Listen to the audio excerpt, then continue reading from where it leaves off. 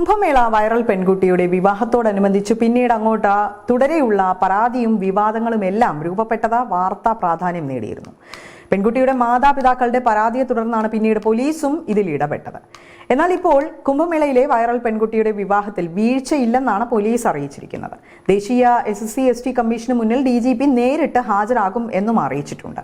രേഖകൾ പ്രകാരം 18 വയസ്സ് പൂർത്തിയായെന്നും രേഖകൾ വ്യാജമല്ലെന്ന് ഉറപ്പിച്ചെന്ന നിലപാടും അറിയിക്കുമെന്ന് DGP വ്യക്തമാക്കുകയും ചെയ്തു.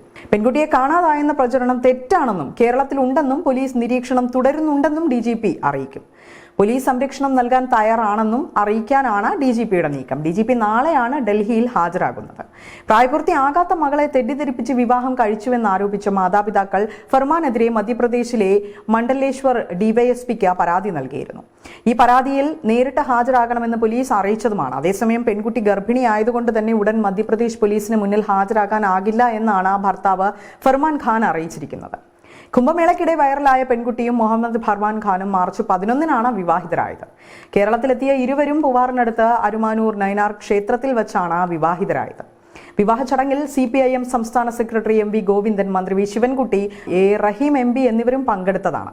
പിന്നീടാണ് ഫർമാനെതിരെ Madhya Pradesh police POCSO case charge ചെയ്തത്. നാഷണൽ കമ്മീഷൻ ഫോർ ഷെഡ്യൂൾഡ് ട്രൈബ്സിന്റെ അന്വേഷണ റിപ്പോർട്ടിന്റെ അടിസ്ഥാനത്തിലായിരുന്നു കേസ്. ആധാറും പാൻ കാർഡും ജനന സർട്ടിഫിക്കറ്റും പരിശോധിച്ച ശേഷമാണ് വിവാഹ രജിസ്ട്രേഷൻ നടത്തിയതെന്ന് പഞ്ചായത്തും വ്യക്തമാക്കിയിരുന്നു.